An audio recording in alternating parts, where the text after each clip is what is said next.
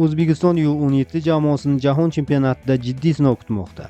Shveysariyaning Syurix shahrida 17 yoshgacha bo'lgan futbolchilar o'rtasidagi FIFA jahon chempionatiga qur'a tashlash marosimi bo'lib o'tdi.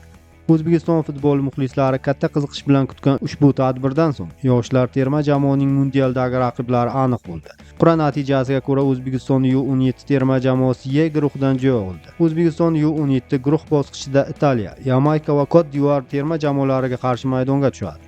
Bir qarashda guruh oson emas. Unda Yevropa, Afrika, Karib havzasi va Osiyo futbol maktablari to'qnash keladi. Demak, yoshlar har xil uslubdagi raqiblarga qarshi o'zini sinab ko'radi. Italiya yoshlar futbolida taktik intizom, to'p bilan aqlli muomala va himoyadagi tartib bilan ajralib turadi. Yamayka esa tezkorlik, jismoniy kuch va keskin hujumlari bilan xavf tug'dirishi mumkin.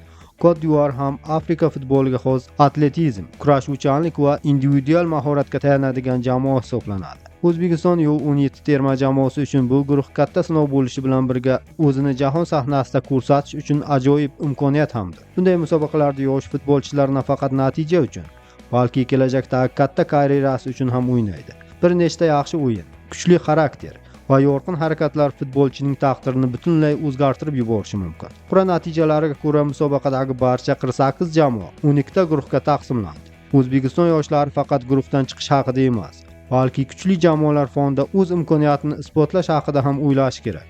Jahon chempionatida har bir uchrashuv finaldek ahamiyat kasb etadi.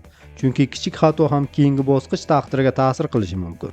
Eslatib o'tamiz, 17 yoshgacha bo'lgan futbolchilar o'rtasidagi FIFA jahon chempionati 2026-yilning 19-noyabrdan 13-dekabrgacha Qatar maydonlarida bo'lib o'tadi. Musobaqada 48 ta terma jamoa 12 guruhga bo'lingan holda jahon chempionligi uchun kurash olib boradi. Qisqasi, O'zbekiston U17 terma jamoasi uchun katta sahna tayyor.